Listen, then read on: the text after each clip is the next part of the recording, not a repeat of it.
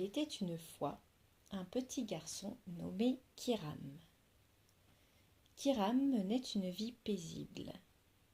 Ainsi, comme chaque jour, il était l'heure pour lui d'aller à l'école.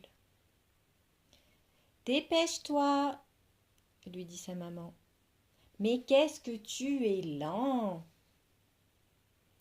Kiram se hâte alors de se préparer avant de prendre la route pour l'école d'à côté, où il se rendait à pied avec sa maman. En chemin, ils croisèrent une vieille connaissance de ses parents. Kiram, impressionné par cet inconnu qu'il était pour lui, se cache alors derrière sa maman. « Mais c'est qu'il est timide !» répliqua alors l'homme qui voulait lui dire bonjour chaleureusement. Arrivé à l'école, la maîtresse lui lance « Bonjour Kiram, j'espère que tu es plus motivé qu'hier et que tu ne vas pas faire ton paresseux aujourd'hui. » La journée se déroule ensuite normalement, puis c'est enfin l'heure de la sortie. Kiram lance alors à son meilleur ami. « À demain, mon pote !»« Mais on ne se voit pas demain, c'est le week-end, tu es bête !» lui réplique son ami. C'est alors que la maman de Kiram lui propose d'aller se ressourcer dans les bois.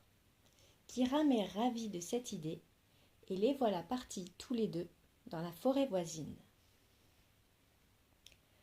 Rapidement, sa maman s'assoit un instant auprès d'un arbre, tandis que Kiram joue un peu plus loin sous son regard protecteur. C'est alors que Kiram fait la rencontre d'une fée. C'est la première fois qu'il en voyait. Il jette un œil vers sa maman, qui ferme les yeux un moment, donc il décide de la laisser se reposer, tandis qu'il entame une discussion avec la fée. « Tidadidada, bonjour bel ange !» lui dit-elle. « Bonjour jolie fée, mais je ne suis pas un ange !» répond le jeune garçon. « Tidadidada, bien sûr que si tu l'es, et je suis venue te le rappeler. »« Pourquoi dis-tu cela ?» demande Kiram interloqué. « Tidadidada, comment te définirais-tu, toi ?» lance la fée. « Eh bien, je suis un garçon lent, timide, paresseux et bête. »« Tidadidada, non, tu m'as mal compris, » rétorque la fée. « Je ne te demande pas, tidada, comment le monde te qualifie. Je veux que tu apprennes à écouter la voix de l'ange que tu es. »« Quel ange ?» interroge Kiram. « Et comment l'entendre ?»« Tidadidada, l'ange est en toi, » dit la fée. « Il te suffit, tidadi, de mettre de côté les paroles venant de l'extérieur et tu te rencontreras, toi, tidada, ange que tu es. Je vais t'aider. Raconte-moi ta journée et comment on t'a parlé. »« D'accord, » répond le garçon.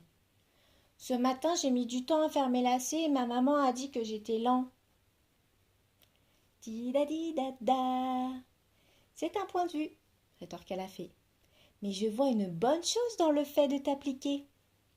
Comprends, bel ange, comme tu es consciencieux. »« C'est vrai, » dit l'enfant. « Je n'y avais pas pensé. » Ensuite, ma maman s'est arrêtée de parler à quelqu'un en chemin. Je lui ai dit bonjour, mais me suis cachée car j'étais gênée par ma timidité. Tidadidada, cette timidité ne t'appartient pas, dit la fée. Elle n'est qu'une interprétation de la situation. Que dit la voix de l'ange en toi si tu ôtes ce jugement de ton esprit, Tidadi ? Eh bien, je dirais que malgré tout, je suis polie car j'ai osé parler avant de me cacher. Tidadidada, ça y est, tu te reconnais enfin, bel ange, se réjouit la fée. Ensuite, la maîtresse a dit que j'étais paresseux. Mais j'étais très fatiguée la journée précédente et j'avais fait l'effort d'aller à l'école malgré tout. Je dirais plutôt que je suis courageux. Dida.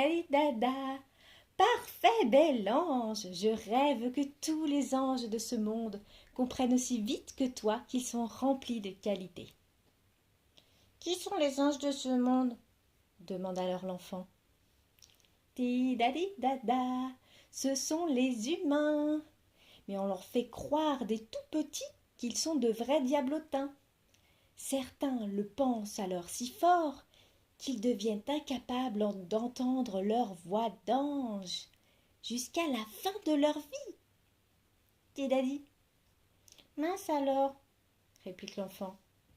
Mais là, par exemple, je ne vois pas de qualité dans le fait d'avoir oublié qu'on était vendredi quand j'ai dit demain à mon ami. Didadi dada. Je vais t'expliquer comment trouver. Voilà le secret. Assieds-toi seul, ferme les yeux et respire profondément. Laisse passer les mauvaises pensées en te souvenant qu'elles ne sont que jugements. C'est là que tu entendras la voix de ton cœur, celle de l'ange caché derrière les idées qu'on se fait. Le garçon s'exécute aussitôt, et il ne lui fit pas longtemps pour comprendre que c'était sa joie de passer du temps avec son ami qui l'avait fait parler ainsi. « J'ai une autre question, dit le garçon. À la cantine, une camarade m'a volé mon dessert et je l'ai pincé.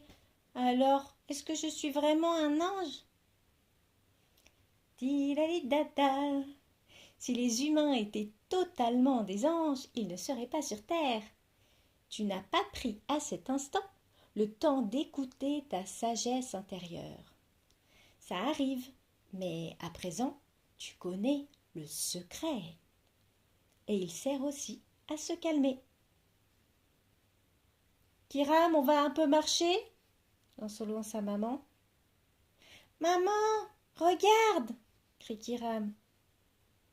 Mais dès qu'il s'est retourné, la fée s'était envolée. Quoi qu'il en soit, Kiram se jura que jamais il n'oublierait ce secret et qu'il allait pouvoir faire de belles choses en acceptant l'ange qu'il est.